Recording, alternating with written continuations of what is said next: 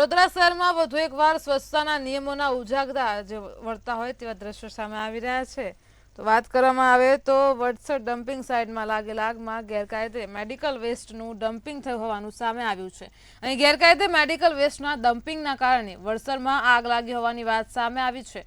તો વડસરમાં ભીખાભાઈ ભાલિયાની જગ્યામાં આગનો બનાવ બન્યો હતો. વડોદરા ફાયર બ્રિગેડના જવાનોએ ભારે જહેમત ઉઠાવીને આગ ઉપર કાબુ મેળવ્યો છે. જ્યારે વાત કરવામાં આવે તો વડોદરા પાલિકાએ આ મામલે જીપીસીબીને જવાબદાર ઠેરવીને પોતાના હાથ ઊંચા કરી દીધા હતા.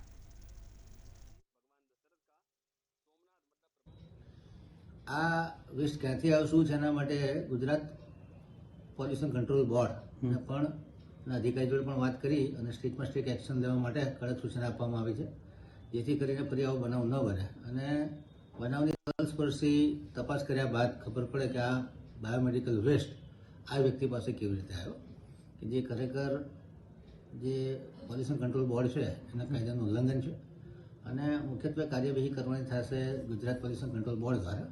એમના અધિકારીને પણ સૂચિત કરવામાં આવ્યા છે કે કડકમાં કડક ખાતે કાર્યવાહી